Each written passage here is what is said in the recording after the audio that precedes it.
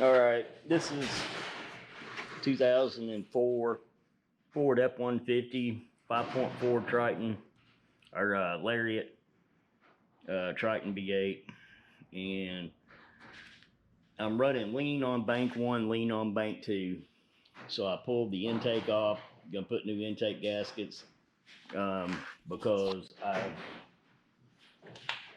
was able to get some ether and spray down in here, and the truck revved up. Didn't really know what it was. Knew everybody you talked to says it's a vacuum leak, and did everything.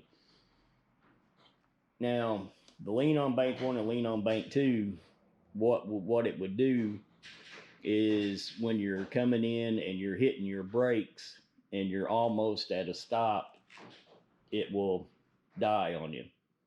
It literally will just die. You have to put it neutral, start it back. I've been tracking this thing forever. I've replaced every sensor, everything you can do to it.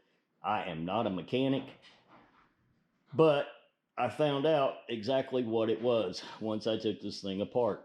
And I'm gonna help you all dramatically. If you have an F-150 and you're showing lean on bank 1, lean on bank 2, and as you're stopping, it dies. So now this thing is upside down. This is the back of the intake.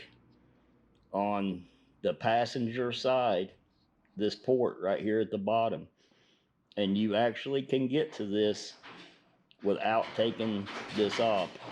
It's tight as crap, but I wasn't able to find any pictures, any videos, so I had no idea what I'm looking for or looking at.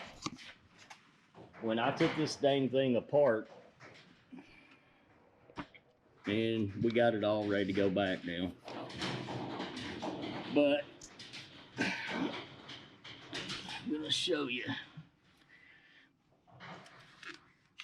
Let's see if I can get back in here and get to this thing. This little red hose right here goes to your fuel rail. That goes to your fuel rail. Got the little red, and it plugs in right where your wires plug in. But now here's the thing. That little deal right there, that come unplugged, and it was dirty as hell on the inside.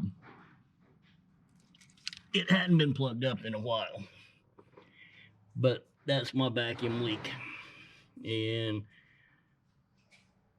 you can get right down to it. It's gonna be tight. You're gonna have to have mirrors, but it just slides on.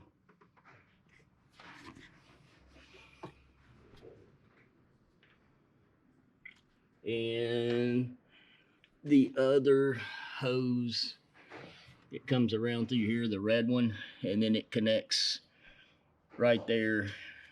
Pretty sure it's gonna be your fuel. Yeah, it's something to do with fuel. I got no idea. Like I said, I'm not a damn mechanic, but evidently all the mechanics out there, they ain't nobody gonna tell you how to fix it.